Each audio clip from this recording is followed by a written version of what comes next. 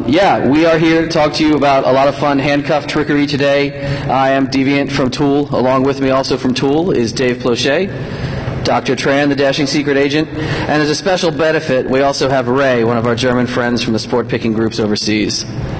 He came all the way from Germany. Let's give him a hand, guys.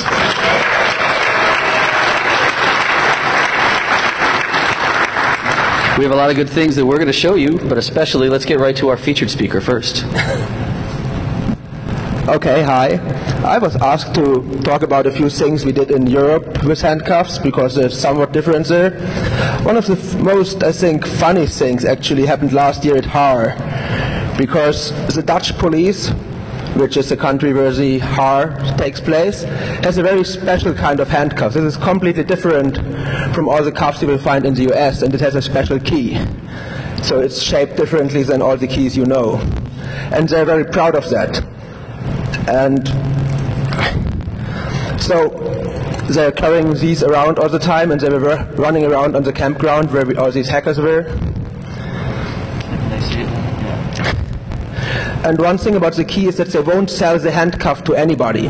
And as I collect sort of handcuffs, I don't really like that, because they won't sell it to me, telling, we can't sell it, the key is so secret. But they have hanging it on their belt. The top secret key. And it hasn't changed for years, what I can say. So it's the same key, but it's just still considered secret until Haar. So what we did is we used a 3D printer to replicate it. Taking the measurements from a key we got somewhere,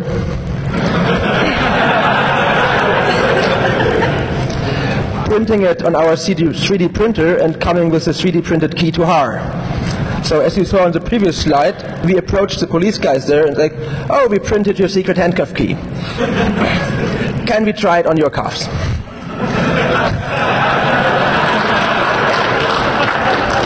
Of course they were going, no, this is a secret key, you don't have it. No, we have it, just try it out. No. Take it with you, go to your van and try it there, don't tell us. And, oh my God! Everybody, does anybody have handcuffs? Anybody? These are Dutch.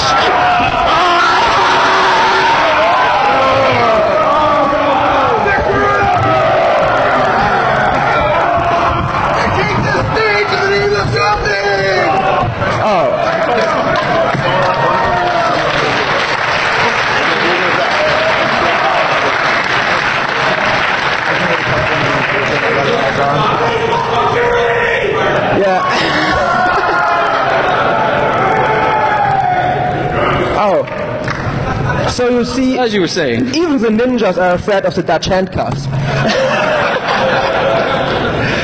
Okay, but the policemen were just afraid of our key, so they're running away. No, we don't take it, we won't try it. We said, you can have one, try it alone, don't tell us. We just wanted to let you know that we did that, because your key is now public. But they didn't want to.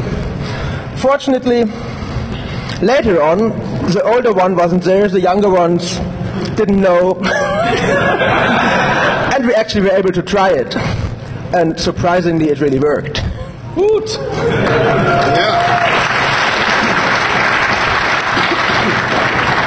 So for all of those who ever are going to travel to a hacker camp in Holland or something, just download your copy of the key at key.nu with the dot after the E. So you can get an STL model there, you can get all the measurements from it, and you can print it on these 3D printers, which are getting more and more popular. Yeah, so that's the thing about these Dutch keys. If you search on the internet for 3D printer handcuff key, you will find quite some coverage, some of them funny, some of them a little crazy. Go search for it. So, another thing I'm currently working on, because this Dutch key is almost a year old, but this is not completely finished. Watch on Key New for the final. We found out that there's actually an airline restraint kit featuring another very unusual cuff. because it's using English cuff. It's called the Chubb Detainer cuff by the Chubb company. Lockpickers will know the Chubb company for high security locks, like in safes and everything. The handcuff isn't that high security, but still very, very hard to pick. You have to have real lockpicking skills, three-lever manipulation and everything. But it's a very solid keyway. So I'm pretty sure we'll have a working model for that airline restraint kit in plastic. So you can go through the metal detector without any problems. So watch out on the door for these to appear.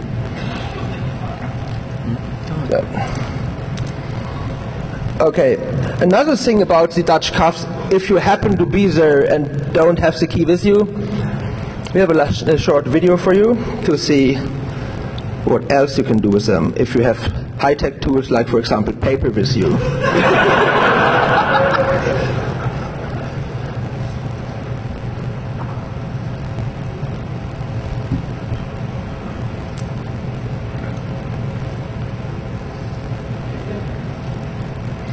So the paper basically blocks the mechanism and the cuff slide opens.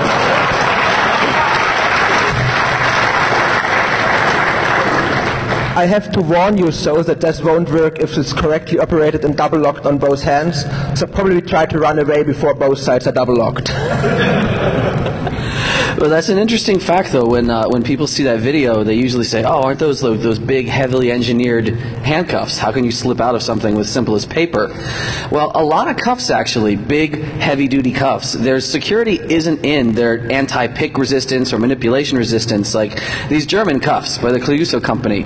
They are really just designed to kind of almost be like leg irons and hand irons. They're not really designed to be unpickable cuffs. Many of you have seen these cuffs as well, by the way. How many people have ever watched Firefly or seen Serenity? When River goes fucking nuts from the Odie Bar commercial, these are the cuffs they lock her up with on the ship, man.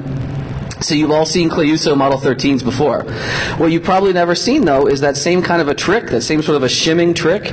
You can do that on these. Again, similar cuff, big, heavy cuff.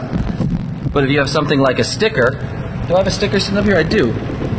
Can you still hear me? So if you have, let's say, like a sticker paper backing, because that works well, dollar bills work well. Sometimes that paper is just thin enough to slip in underneath the teeth here, but thick enough to still trip the levers. So if I can slip it under, or I just shredded the paper. Yeah, let me flip it around one last time. Demo fail. If you have dollar bills you don't mind shredding up, you can usually do it with that too. I don't know if you can see it, but it works really well with European currency since they tend to be more plastic. Yeah, European currency, Australian currency especially. Have you ever tried to rip Australian currency in half? You actually can't do it. Yeah, it's like Tyvek. But a lot of those big cuffs, they're also pickable. Someone will see the actual keys that come with them. They look real serious. But here's one of our locksmith buddies just popping open those same heavy-duty cuffs, and he's actually picking them at a tool meeting with something that's smaller than a regular handcuff key. So just because a cuff looks really big and angry, or just because the key it comes with looks really huge, it doesn't mean that it's in any way really that pick resistant. Well, let's talk more about just typical cuffs, because we're throwing all these weird foreign cuffs at these people, and they may have never seen the inside of just regular cuffs before. Would you like to go over that? Absolutely. So here we have a cutaway of a simple handcuff design.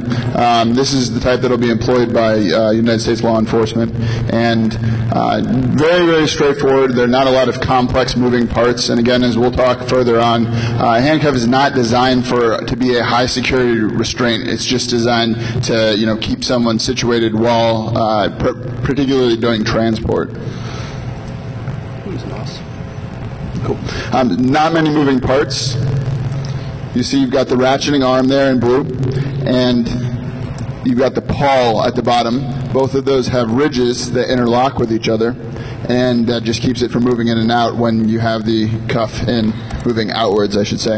And then there's a spring that holds the pawl up so that it engages the ratcheting arm. There's also the double lock bar, and when that is engaged, you're not able to tighten the cuff or unlock it with the key unless you flip the key around the other way. One of the main purposes for this is to protect law enforcement from lawsuits and claims of abuse, because if you ever catch someone who doesn't double lock their cuff, If someone is a little crafty, what they might do is really slam that down, crunch it up, and get black and blues all over their arm and say, listen, I was being abused by this cop. So that's the main purpose for that, and you'll see that very rarely will law enforcement officers not double lock a cuff. And that's really it. Just very straightforward, not many moving parts again, and not a complicated mechanism. And we've got a couple videos here we're going to show you. Yeah, you can keep. It's what you said. Yeah. It's not a lot going on in there. Yeah, the mechanism itself is a real simple to understand thing. As you can visualize this, there's not much going on in the cuff. The parts that move don't move very far, and even getting the pawl to trigger down, you're just talking about fractions of an inch worth of movement. So obviously there's a lot of ways you could reach in there without the proper key and still trigger this sort of movement. And hopefully, if we don't look too dumb up here, we're going to show you some of those ways. For example, like a shimming attack. Shimming is the use of really thin metal inserted somewhere into a lock mechanism. You can insert thin bits of metal in one side or another on the outer edge of the cuff body and still try to get at that pawl. Now the side you just saw someone pushing on, that's hard to do unless you over-tighten yourself. This side over here, it's easier to slip a shim underneath because the teeth are going the right way, but of course really tight cuffs, you're not always going to just get into that side. But I'd say almost every cuff we have on this table, probably with the exception of some Korean ones, could be shimmed like that. And really quickly, just in case you didn't understand it, that double lock mechanism, that bar underneath here, normally it's out of the way. The key or a shim or a pick or any number of other things would allow the ratcheting pawl arm to move.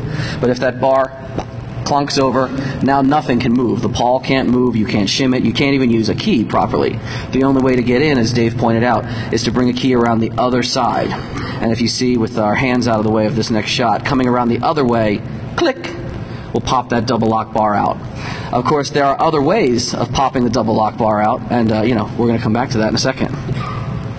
First, though, just so they know we're not completely telling tales out of school here, so we try some shimming and picking attacks and the like. You guys want to see this? See this break out of handcuffs? First, we'll try to use some handcuff shims. Now, there are real, proper shims, like from Sear Pick and those guys, or you can just use tension tools and things like that and try to shim out. Should we do the video? No, we'll just, do it on camera here. So who's up first? Go. The dashing secret agent.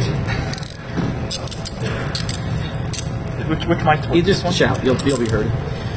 So for these handcuffs, I'm going down the side that has a split. So I have a tension tool here, just from a lockpick set. I'm wedging it underneath the pawl, if you can see, and I'm just pressing down. Power cuffs. Bang.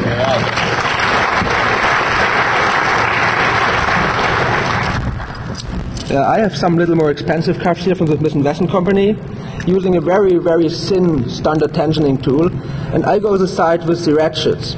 So one thing you have to do when doing that is it feasible?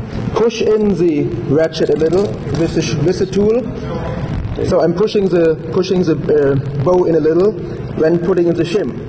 Then it gets between the ratchet and it's open. Oop. Nice, very nice.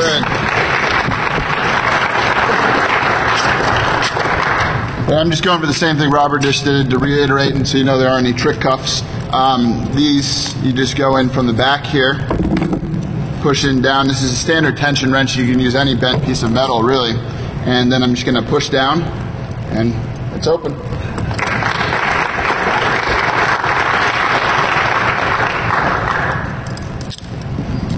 So how about picking? Because we can pick out of these cuffs too, right? Yeah. Shall we show them some picking attacks as well? You guys want to see some picking attacks? Yeah, that'll make it. Go ahead, Doctor. What do you got there? Just a regular pair of Valors.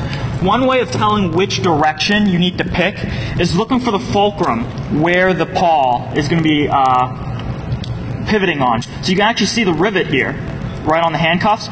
So you know this pawl is going to be flexing this way.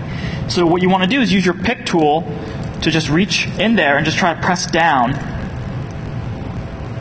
on the pawl. Don't do this with really nice picks you just bought, let's say, because sometimes it'll trash the pickup pretty good. We'll often see us, we'll grab paper clips or safety pins, those kind of things. How many people have ever hated lock picking in the movies? Like when someone doesn't have a tensioner, they're like, oh look, the door fell open, and it's all fake. The cuffs, actually, sometimes in the movies, it is kind of like that. It's just, a little shitty piece of metal. Picks are bent. Yeah, destroying the pick, that's all right. A little thin piece of metal in the right place. You're just trying to catch a simple pawl lever. Remember, notice how big the bit is on the end of a typical handcuff key. It doesn't have a lot of huge reach down into the cuff. You're just trying to reach just barely, barely, barely inside the keyway, and you should be able to trip that lever. Another really common tool, you can use a lot of common things like bobby pins, paper clips, and other stuff to pick pick handcuff locks, even the standard ones or some of the higher end ones. But I don't know if you guys ever seen the binder clips you can get at Staples, where you can pinch the two pieces and then you flip it around and you clip on paper. Well, there's one particular size that works awesome, and you can pinch it and release that little silver piece, bend it open, and it makes an awesome handcuff key. So some people may or may not clip those on their belts every day as they go out. But in all actuality, though, if you're in a non-violent protest and for no reason you get scooped up and someone's not looking, it might be a handy way to get out. Or like China or someplace. Of course, absolutely. They would never do that. You don't fuck around with cops. Or if you're unlawfully restrained, criminals do use handcuffs too. Here's a binder clip right there. Yes, indeed, binder clip. That'll work very well. So, wow, how are we doing on time? We got to keep moving along a little bit. Shall we try? You know what? Ask us in the Q&A room if you want to see popping out of double locks, or ask us up in the lockpick village. We can actually pick out of the double lock. But you're going to learn even more other double lock techniques in a minute, possibly here. My favorite video escape, by the way, I just love to throw this in anytime I'm doing a handcuff talk. How many people know RenderMan? Yeah. RenderMan is a really, really skinny, really flexible fellow. And he is able to do this, sometimes at parties, sometimes at, Fed conferences and the like. It's funny that I mentioned Fed conferences, because here, as Jackalope cuffs him up, I've been told by my FBI buddies this video actually gets shown at Quantico now during trainings. Actual RenderMan here. Just, he's like, all right, so I'm going to get cuffed up here. You got me going, you got me done up pretty well behind the back. I'm all in place.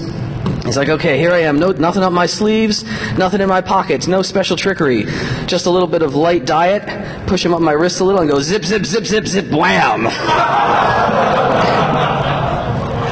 And of course, that trademark fedora of his always has his tools and everything and his picks up inside the brim. I think he keeps a flash drive with a backtrack install up there. So yeah, way to go, RenderMan.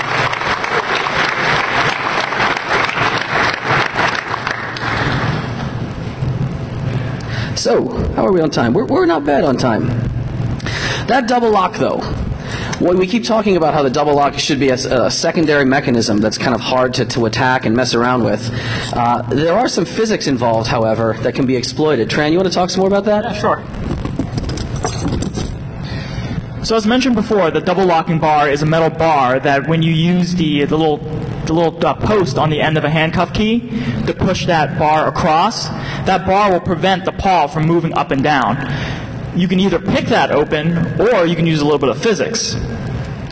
Does everyone know who that is? Exactly, the apple. Isaac Newton. Next. There's something called the whack attack. Because that bar is made of metal and has mass, everyone knows objects in motion want to stay in motion. So what you can do is actually whack the handcuff, and the momentum or the inertia of that double locking bar will want to continue moving. So if you whack it in the right direction, you can just pop it back into the reset position. And I'll try to demo that real quick. Yeah. Who saw my very first DEFCON talk ever at DEFCON 13, was it? Agent X did this on stage. Anybody see that? Yes. Wow, some old timers here. So, you want to hold the mic? So here's a pair of handcuffs that are not double locked. You can tell by, because you can tighten it. What you do is use the end of a handcuff key. There's a little post on the end. Just click it in. Oh, this one's broken. Yeah, use the other side. Just be gentle with it. These are yours. Yeah, mine are fucked up, dude. When you bang them too many times, it's like bumping a lock. Eventually, it's just dead. I'll just use these pink handcuffs. That was what you really wanted all along, wasn't it? Yes, they are. Yes, they are. I made these myself.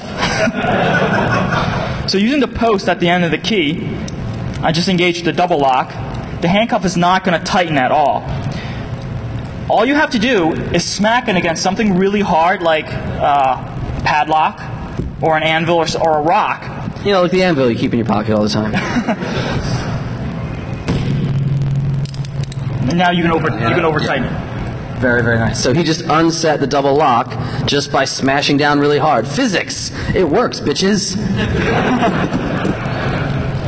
Now there are other handcuffs that try to, they have countermeasures for this. One way of doing that is to have a plastic piece. The plastic piece doesn't have enough mass for you to, when you whack it, it doesn't have the same inertia, so it's not going to move. So that's one way of doing it, using plastic. And then there's another technique that the Yule handcuffs, one of our favorite handcuffs, they utilize. There's almost no mass in that double locking bar. And in fact, the double locking bar and the spring is the same piece of metal. So there's almost no mass right there, and it's extremely difficult. Actually, I don't think we've ever been able to use the whack attack to unset the double lock. No, we never have. Yeah, we're going to come back to Yules a little later. They really are probably our favorite cuff ever.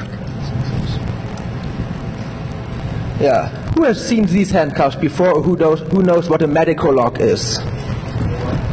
Yeah. A medical lock is actually a very high security lock, I think one of the best brands here in the US, and they actually put one of those on a handcuff.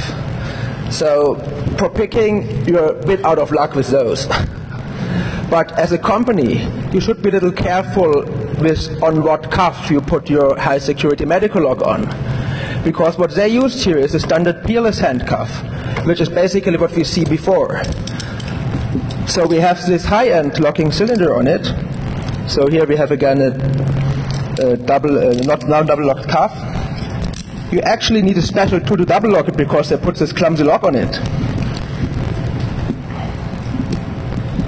So I'm applying the double lock just the normal way. So now it's locked. And I stranded it before. Oops. I should have used mine.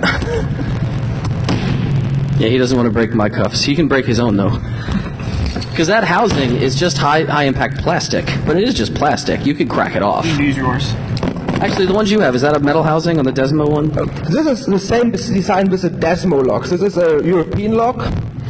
And it's used on many of the slot machines. So you can tell it's, I would say, even more secure than the Medico. So let's try it with this one here. Oops, that's a demo effect, I guess. Yeah, okay. There we go. So it took us 3 efforts, okay, but you see we opened the double lock without using this high security lock and all, and now we can shim it. So this $200 cuff has basically the same security as any other one. So there was also another thing you were going to tell us about cuffs you brought with us, right? And regarding that double lock trickery with the German cuff. Yeah, that's another double lock fail. You see, in Germany we have usually basic normal cuff with a slightly different key, but it's the principle is basically the same. This one here has been used in the past, I think until 2005 or something, and they're still around. So they stopped making them now, but they're still around. And for 20 years or something, those were around. And the nice thing about this is that they are the only cuff that I know of that's in police use which you can escape from without any tool at all. I won't show it on hand because the demo is so effective in the last one, but let's see. So what I'm doing is, you remember the pictures from before. Here's the double lock. You can activate it with a finger. That's actually clever design. So the police officer doesn't have to use the top of his handcuff key. He can just activate the double lock like this. But what I do is, by pushing in the bow a little, like almost a complete click, but not really. So it moves down the ratchets as far as possible, and then put in the double lock. Push it in even more. So the double lock goes against the ratchets and holds them down, and the cuffs open.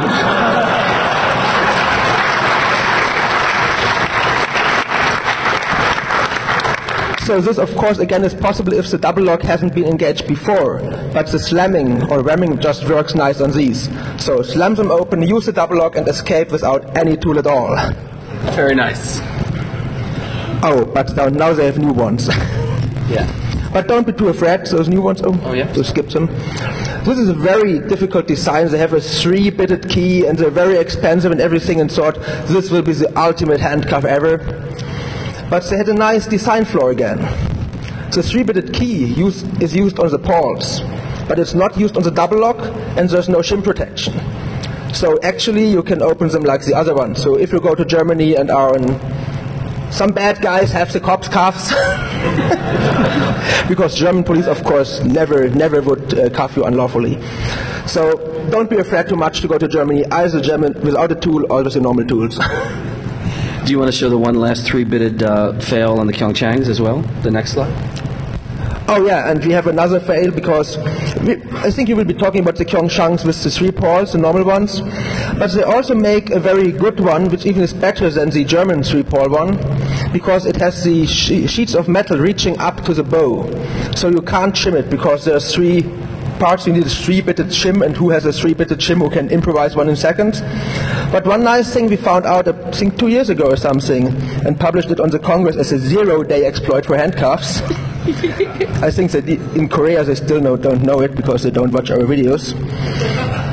There's one little glitch. If you do the same thing which I did with the Cliuso just, like pushing in the bow almost a click, then the 3 pawls appear here without the sheets between. So you can put in a straight tool, hold them down, and escape from the cuff. So just in case you encounter one of those, be sure to know that. Very, very awesome. Are we glad Ray made the journey over here to talk about some of this?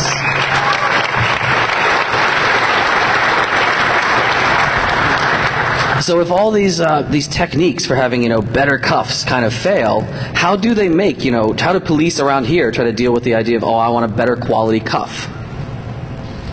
The 2 most common brands you're going to see in the U.S. By far is going to be the most popular is going to be the Smith & Wesson, and then Peerless also are going to be pretty popular as well. Republic Arms and then Safariland you'll see around the world. But it all comes down to money for a lot of these things. So if you're going to spend less money on manufacturing, you're not going to get as high a quality of product most of the time. So these are just a little better made. Just like any other lock, they have less tolerances, and the less tolerance you have, the easier, the harder it is rather to exploit the lock. And then here are some examples of some of the higher end locks here. Now, as you guys know, if you've ever done any lock picking, up in the lockpick village, a higher quality lock doesn't always mean, it's unpickable. It just means you have to try a little harder. So that thin shim technique that Ray was showing earlier, where you actually have to insert the shim and seat it kind of deeper by clicking yourself tighter, you can do that on high quality cuffs like Smith & Wesson and Peerless, if you're lucky and if you're not too drunk on camera here. But yeah, I can sink a shim down. I just have to over tighten myself. And you can still get out of those. And that's open. That's what standard cops can use in Vegas.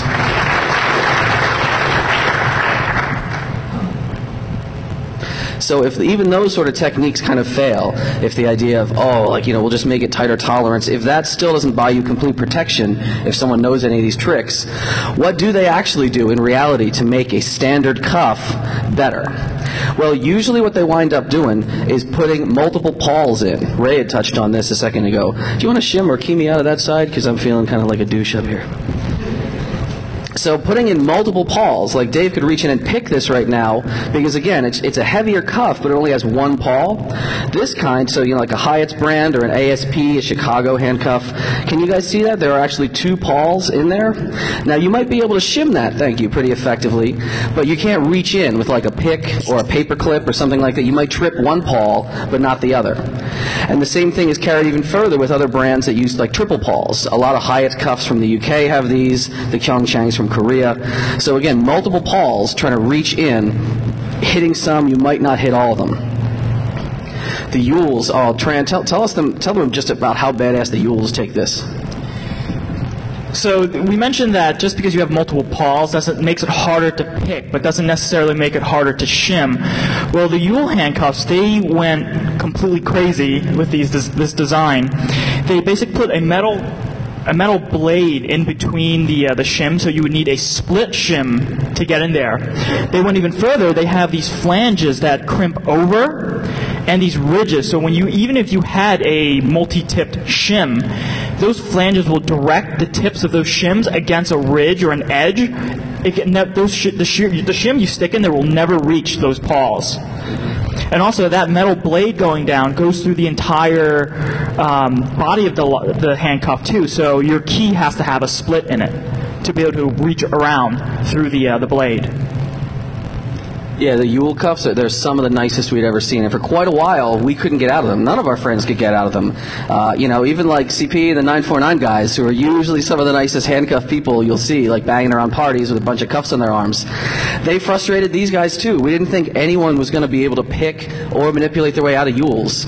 I was impressed when some, private, scary security contractor type guys from On Point Tactical were at my house one day, and they said, I've heard of these. These are kind of cool. And with enough tinkering, one fellow named Phil, he was actually able to pick out.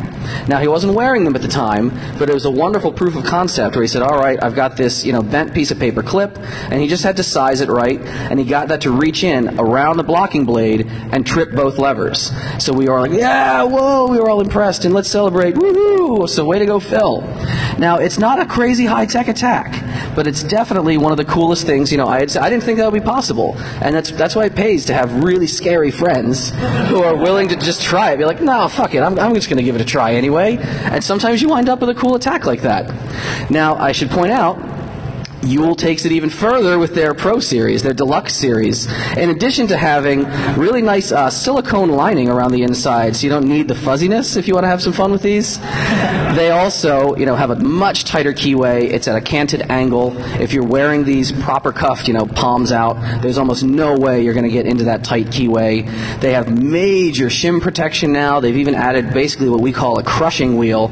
It's a spinning gear in the front that the paw can just ride across. But imagine slipping a shim in there. It'll just chew up and destroy. The shim will not get anywhere because of this grinding wheel. It is, again, just the fucking latest Yules. The Deluxe Series Yules are probably the nicest cuffs I've ever seen. And they're heavy-duty aluminum alloy. So they're heavy duty, but they're not heavy. You can carry them like we, are usually carrying a bunch of cuffs around, and by the end of the day, it feels like your shorts are falling off. Not with the Yules. They really do think of everything. All right, what was that? Oh, yes, one more. If you know like crazy, private security contractors from Iraq and stuff, they will teach you a lot of really, really wicked shit, man. This is Kelly, one of the other guys from On Point. And has anyone ever heard of like Kelly? Or have you seen any of these guys come around the show? Every now and then, when you see the SEER pick guys, the SEER pick, this evasion and escape. Anybody do any SEER training? No, they won't admit it. There's like operators in the room, but they're just not going to raise their hands. So they will occasionally show you this trick, and we don't like doing it because if it doesn't work, it really, really hurts. And we're out $50 even if it does work. But has anyone ever heard of just handcuff breaking? Not like crazy, I'm a super strong man, like in the circus kind of handcuff breaking. Just leveraging physics, just being able to make the chains bind up. Because you know how some cuffs are hinged? A lot of departments have moved to that. In fact, when I was in Australia, cops were looking at the cuffs like, oh yeah. Here, can you hold this for a second? So this one cop's like, oh yeah, you got those cuffs, yeah, you're coming from America, right? And he starts doing this. And I'm like, oh, I know what you're talking about there. Yeah, handcuff breaking is when you can twist the chains around and try to get them to lock up on themselves. And then when the chains can't move and the eyelet can't swivel correctly, you can actually just crunch down. If you catch it just right, you can try to snap the chain or snap the eyelet off. And if it works... Yes. Right? Oh, yeah, show. Yeah, so right now, the links are bound together. If I were to snap any harder, this chain would probably break, especially since this is aluminum. Yes.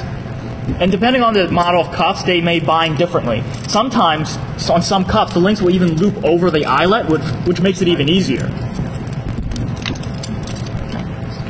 So you're going to try it? I'm going to maybe try it. I don't know. If we can try it. What do these cuffs cost, Deviant? Oh, I don't want to think about it, man. I've broken a few of these when I've broken a few of them before. If you can keep trying to twist them around...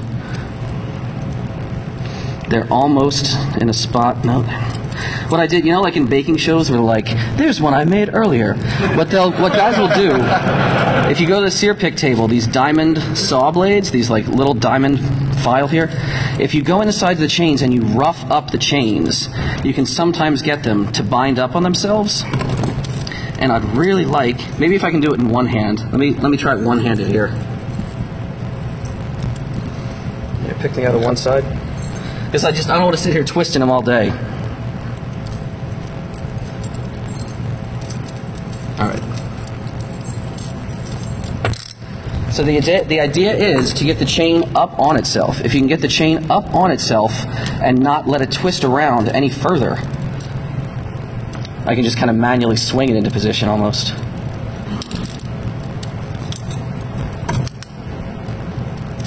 Oh, I don't know if it's going to go. I don't think it's going to go.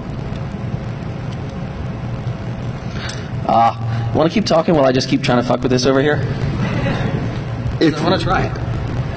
If we've got a quick second, would you want to tell the story? No, not the story.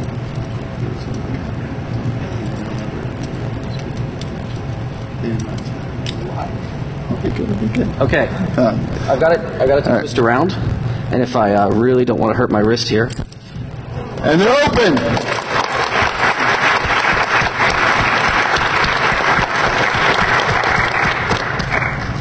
That kind of hurts. Don't do that. Oh, you want to talk about how? I'll be all right in a second. I just need more whiskey. So yeah, variations in designs, different sizes of cuff can start to happen when you start introducing all these different features, like sizing the pawl differently, sizing a different pack of pawls. Imagine, you know, a cuff body that's really narrow, like this one here, but a key that might be from another brand of cuff, where let's say there are multiple pawls. If you have a key, thank you, that's too wide, this key is not going to turn in that cuff at all. You guys understand that? It'll fit in the keyway, whew, devil, but it won't actually be able to move. Now, that we run into that sometimes, especially when there's like a sea of cuffs on a table, like all of our collections, and we're like, oh man, which key went to which cuff? Here, I'll get you out of those if someone's stuck in the lockpick village. We're like, oh, wait a minute, no, I can't get you out of those. Wait, who's got a different key over here? That happens. And it became such a problem for law enforcement that a lot of law enforcement supply catalogs started offering what they would call universal keys. And usually these were just keys where the bit was cut down, or oftentimes I think they were just keys that failed quality control and the bit was like way too small. So then they're like, hey, we could sell these as universals. All right, it'll turn, it'll always fit no matter how small the cuff is. Well, that's fine. That'll work really well, but remember, cuffs that have multiple pawls, like, you know, Yules, or not, yeah, Yules would have multiple pawls, like this Kyung-Chang in this video especially, those triple pawls, when there's a lot of slop in there.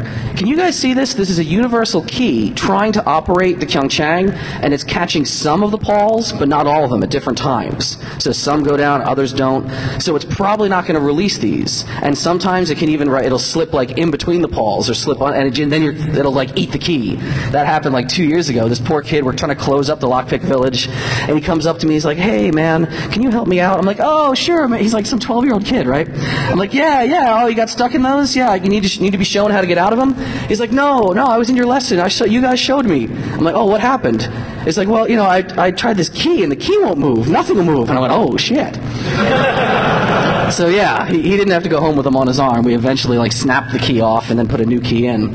But we kind of had an idea. We said, all right, this is a problem. The idea that you can't just carry around a single key that'll always work, even though they're all the same universal form factor. We said, all right, what if at our last tool meeting of 09, the Christmas meeting, I said, everyone bring your cuffs. We're going to Ed's shop. Ed has 1 billion cuffs, almost as many as Ray, maybe. I said, all right, everyone bring your cuffs, I'll bring mine. Everyone bring all the cuffs we've got, scatter them on a table. Measure all the cuffs, measure all the keys. Measure them really precisely. And start to chart out exactly how all these numbers crunch down. We said if we look at, because the key is like 4 dimensions, you know, the shaft has a thickness and the bit has a height and a width. If we chart all these numbers together and compare everything, including a few brands that need that split, do any patterns start to appear? Do any ranges and tolerances start to appear? As it turns out, yes, they do. And there is kind of like a Goldilocks style ideal key. We were able to find one. It absolutely can be workable, and now we can open up basically every kind of cuff that we have in this standard handcuff key form factor. So starting out, here are those crazy 3-pawl Kyung-Changs, which are one of the hardest ones that are always a problem. Sure enough, works on those. How about the peerless ones that are popular for a lot of police departments? This is a colorized model 700. Works on those. How about the new generation, the cheap peerless PO10s that are now fabricated in Korea? Works on those. How about old brands that aren't even really used much anymore? These are Winchesters. Works on those.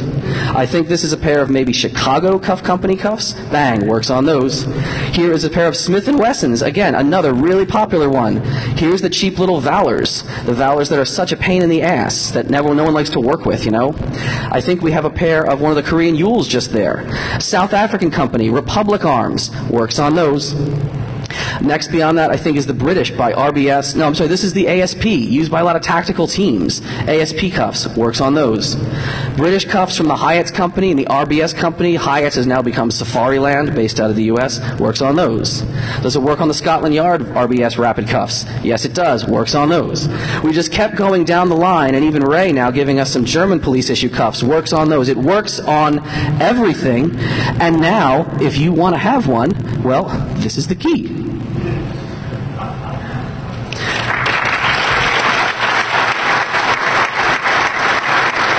It's not really hard to make this. All we found is that you need tolerances of machining. You need to really be precise within about, I'd say, 1/10 of a millimeter or less. If you can machine things really close to these dimensions, you can absolutely have a key that fits in all these cuffs. You got to be a little careful occasionally. Those 3-pawl cuffs, you have to be kind of right in the middle manually. It won't perfectly seat on its own, but it's narrow enough to work everywhere. What? The outer diameter of the shaft, 3.5 millimeter. The inner diameter, 2.9. The blade itself should be 5.5 tall, and it should be between 2.9 and 3.0 wide, with a 0.3 millimeter split down the very middle of the blade. On the website, too? Yes, this will all be on the web. This is probably in your slide deck on the presentation CD. Now, what we published this for is because even though Tool did this research and we patented it, we only plan on maybe selling this to law enforcement if there's an interest in the market. We have no care if any of you want to do this on your own. We completely believe in Creative Commons and copyleft. If you want to make these, please do.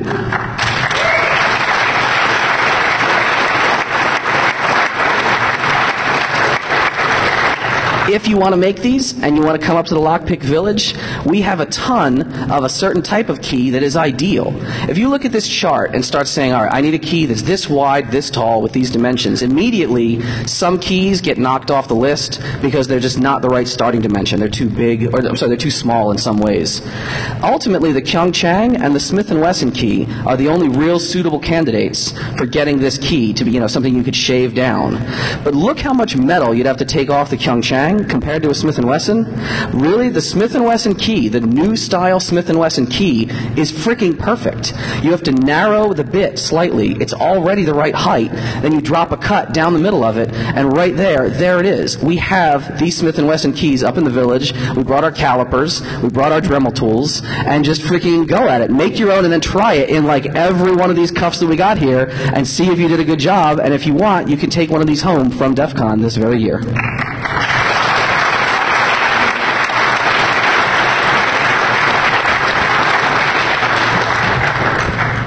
Yeah, is there anything else that we forgot to add? Any other tips we wanted to say there? That key, is that the new thick one? The question was, is that key the new thick key? Yeah, it's the one that has a thicker head stamped Smith & Wesson right on it.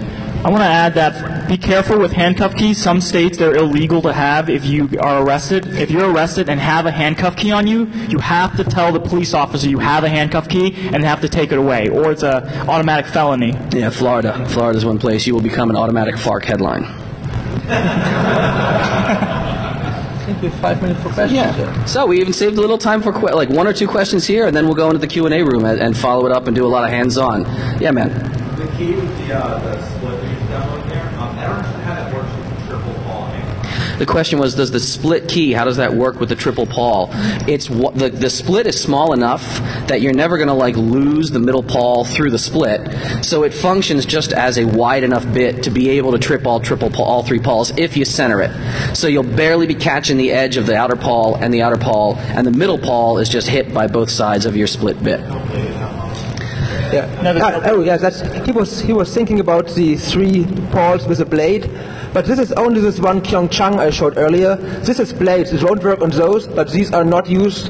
And as you see, put in a little and use a straight tool and push them all down. So yeah.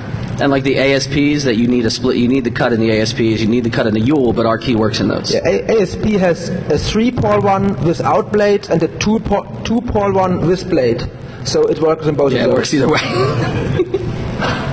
Have you guys assessed the gotcha handcuffs, betterhandcuffs.com? Oh, the gotcha handcuffs are not on the market. This company is basically out of business, so don't be afraid of them. I'd really love to see them show up from a collector's point of view. They have something round-shaped key with an inner triangle, so it's completely different, but they're not on the market. They produced a few and they went out of business, so don't be afraid of the gotcha handcuffs. But from a design point of view, using the gear, it still seems, completely takes away the fact of shimming it. Yeah, you can't shim the gotchas, but you can copy a key. I could 3D print a key for the gotchas, I guess. Yeah. Anything else, or should we start packing up all this steel and let you play with it next door? One last question, then we got to go next door.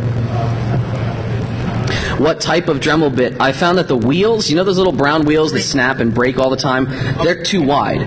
They make a special diamond wheel they call a cutoff wheel. It's like, like $15. That tends to be narrower. That's a better one to use for the slot. Or like a really thin hacksaw blade if you've got, steady hands and not up drinking.